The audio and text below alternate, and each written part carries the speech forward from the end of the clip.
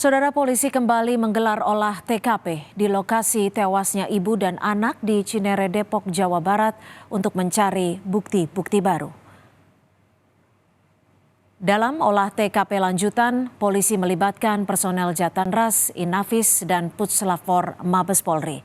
Di rumah korban, di perumahan Bukit Cinere Indah, polisi mencari bukti-bukti baru terkait tewasnya ibu dan anak di kamar mandi. Selain mencari dokumen pribadi korban, polisi juga memeriksa sampel makanan yang ada di dalam rumah.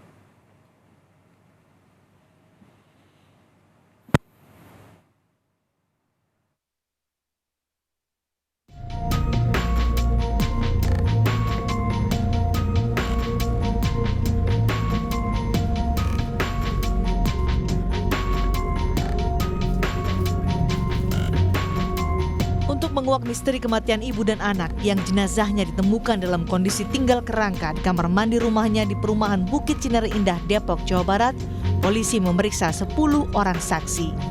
Dan polisi menyebut kasus kematian ibu dan anak di Depok ini mirip dengan kasus tewasnya satu keluarga di Kalideres, Jakarta Barat 2022 lalu. Deduktif ke tetangga-tetangga dan juga keluarga inti, ternyata memang ini keluarga cukup tertutup.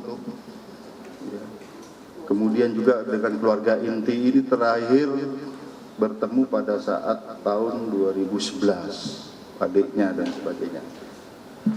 Dan terakhir berkomunikasi hanya berrentang berapa bulan yang lalu. Jadi memang ini hampir sama dengan kejadian Kalideres dengan keluarga.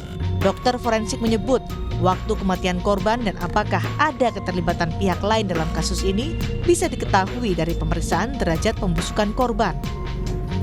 Anak itu harus kita ketahui derajat pembusukannya apakah sama atau berbeda. Seperti kalau kemarin kita berkaca di kasus Kalideres itu ada derajat pembusukannya berbeda-beda dari keempatnya.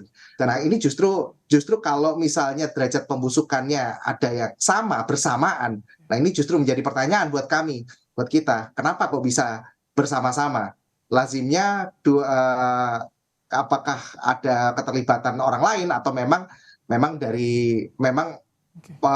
waktu kematiannya aja yang sama, karena waktu kematian sama itu sangat jarang sekali ya, 2 orang dalam satu tempat terus meninggal dengan waktu kematian yang sama. Untuk menemukan penyebab pasti kematian, polisi pun melakukan otopsi lengkap, identifikasi, pemeriksaan toksikologi, dan patologi korban. Sekarang ini dilaksanakan pemeriksaan, sudah selesai dengan otopsi lengkap sudah, kemudian pemeriksaan untuk identifikasi, kita sudah melakukan pencocokan DNA. Jadi kita lakukan pencocokan DNA untuk menentukan siapa korban satu dan siapa keluarga. Ini juga pada waktu otopsi melibatkan alat namanya crime light. Crime light itu kita bisa mendeteksi adanya bercak darah atau perlukaan di tubuh, hasilnya negatif. Artinya kekerasan mekanik yang menyebabkan perdarahan tidak terdetek dari alat tersebut. Kemudian kami melakukan pemeriksaan toksikologi. Kemudian nanti kami akan pemeriksaan patologi forensik. Kini polisi terus mencari bukti-bukti baru dan keterangan dari saksi untuk merangkai kesimpulan mencari tahu penyebab pasti kematian ibu dan anak ini. Tim Liputan Kompas TV. Lalu faktor apa saja yang harus diteliti lebih lanjut untuk mengungkap kematian ibu dan anak di Depok? Kita bahas bersama Nathanael Sumampo, pengurus Asosiasi Psikologi Forensik atau APSIFOR. Selamat sore Pak Nathanael. Selamat sore Mbak Cynthia. Ya Pak Nathanael, kalau menurut perspektif Anda apa saja faktor yang dinilai paling berperan untuk mengungkap kasus kematian ibu dan anak di Depok ini? Ya. Jadi seperti kita ketahui bahwa setiap individu ini merupakan aspek yang utuh ya. Kita perlu melihat secara utuh komprehensif, ada aspek dimensi biopsikososial ya. Nah ini yang kemudian menjadi penting untuk kita memahami secara lengkap ya, bahwa saat ini sudah berlangsung dikoordinasi oleh Polda Metro dalam kolaborasi interprofesi. Misalnya tadi dijelaskan ada otopsi secara fisik menyeluruh lengkap, ada patologi forensik, toksikologi, termasuk juga bagaimana kita penting untuk memahami kondisi psikologis dari para korban ini dalam rangka memahami sebab dan cara kematiannya. Dan konteks kehidupan ini yang kemudian kami potret, APSIFOR mendukung apa yang dilakukan oleh Polda Metro melalui kegiatan yang namanya otopsi psikologis. Kegiatan ini sifatnya kita memeriksa pemeriksaan psikologi forensik dengan metode retrospektif untuk kita memahami misalnya tentang gaya hidup, tentang apa yang dipikirkan, yang dirasakan oleh korban ini menjelang situasi kematiannya, kurang lebih seperti itu. Pak Nathanael, kalau tidak salah Apsifor kan ikut dalam olah TKP. Dari bukti tulisan dan file di laptop ini, apakah cukup berperan penting untuk mengungkap kematian kedua korban? Iya, tentunya perannya sangat penting ya, dalam arti tadi berkaitan dengan kondisi psikologis seseorang, namun kita perlu kemudian data-data yang lebih lengkap lagi, sehingga kita bisa mendapatkan potret yang lebih menyeluruh, Mbak. Jadi ibaratnya kita sedang mendapat kepingan-kepingan sehingga menjadi puzzle yang lengkap dan lebih bermakna ya, untuk menggambarkan bagaimana kondisi psikologisnya, konteks psikososial kehidupannya, bagaimana relasi di dalam keluarga ini, bagaimana juga relasi sosial. Karena kita ketahui tadi bahwa kita perlu memahami setiap individu itu secara utuh dari dimensi biopsikososialnya. Ya, karena itu yang melatar belakangi tingkah lakunya, pilihan hidupnya, bagaimana dia berinteraksi, apa yang dianggap penting oleh dirinya, seseorang, dan lain sebagainya.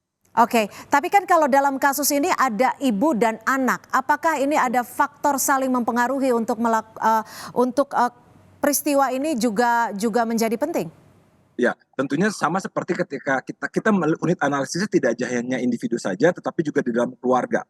Kita tahu bagaimana dalam sebuah keluarga tentunya ada yang memimpin, ada yang mengikuti, ada juga bagaimana nilai yang kemudian dianggap penting di dalam keluarga tersebut, termasuk juga sampai di tataran individual gitu ya. Jadi bagaimana pola komunikasi, pola relasi, itu sesuatu hal yang penting untuk kita memahami secara lebih lengkap ya. Siapa yang jadi pemimpinnya gitu, kira-kira ya. Siapa yang kemudian lebih banyak memutuskan untuk hal-hal tingkah laku baik individu maupun yang dipilih oleh keluarga. Nah, ini juga perlu untuk kita dalami. Kalau untuk kasus ini sendiri ada tidak sih kemungkinan keterlibatan dari pihak lain? Karena dari informasi sementara memang keduanya diketahui tidak terlalu dekat dengan keluarga. Ya, artinya berbagai kemungkinan tetap saja bisa, sehingga perlu untuk kita assess gitu ya. Kita perlu evaluasi berbagai skenario yang ada. Dalam rangka kemudian nantinya ketika datanya sudah lebih lengkap, kita bisa lebih memastikan bagaimana kondisi psikososialnya, bagaimana profil psikologisnya yang mempengaruhi kemudian tingkah laku di saat-saat terakhir menjelang kematiannya dia, ya kira-kira itu. Jadi saya pikir semuanya penting untuk kita kumpulkan terlebih dahulu secara lebih komprehensif untuk mendapatkan pemahaman yang lebih lengkap.